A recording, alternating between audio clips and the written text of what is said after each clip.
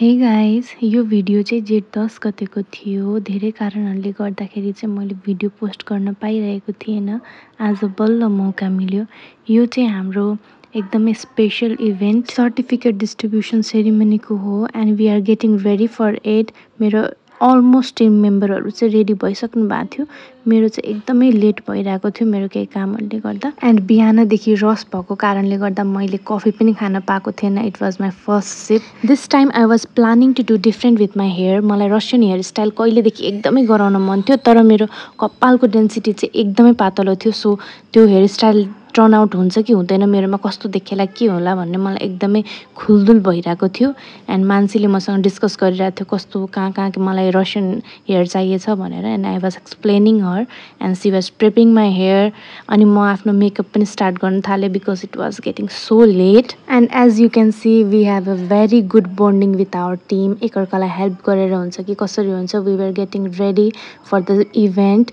This event was so special for me and my students as well. And I am very proud of my students and my all staff members. उहाँहरूको hard work डेडिकेसनले गर्दा नै आजको event possible हुन लागेको हो। यो field बाहिरबाट हेर्दा जति नै सजिलो ग्ल्यामरस र देखिए पनि भित्र हामी काम गर्ने मान्छेलाई मात्रै थाहा हुन्छ कति गाह्रो, कति पेसेन्स, कति हार्डवर्क गर्नुपर्छ। भोक, निन्द्रा, टाइम एभ्रिथिङ हामीले सेक्रिफाइस गरेर काम गर्नुपर्ने हुन्छ। सो प्लिज हाम्रो फिल्डलाई पनि अलिकति माया र रेस्पेक्ट देखाउनु होला। जेठको महिना and I have extreme oily skin, so I was setting my base with good amount of powder. And यता माई डियर मनुप्रिया साडी नलगाएरै मेरो हेयर स्टाइल बनाउँदै थियो, साडी लगाएपछि गाह्रो हुन्छ भनेर। एन्ड उसले छिटो छिटो गरेर मेरो हेयर स्टाइल पनि कम्प्लिट गर्यो। अनि त्यति बेलासम्म मेरो मेकअप पनि भ्याइसकेको थियो। हाम्रो थिम चाहिँ पिङ्क थियो, so we were getting all pinky pinky and this was my dress.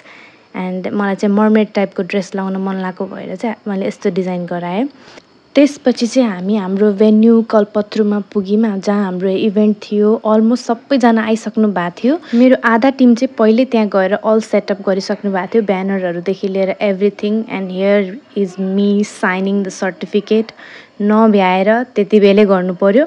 And we were waiting for our other students पनि त्यति बेला, सो टाइम म्यानेज भइहाल्यो। त्यसपछि हाम्रो टिम मेम्बर्स, स्टुडेन्ट्स, फोटोग्राफर सबै आइसक्नु भएको थियो। And we started the event.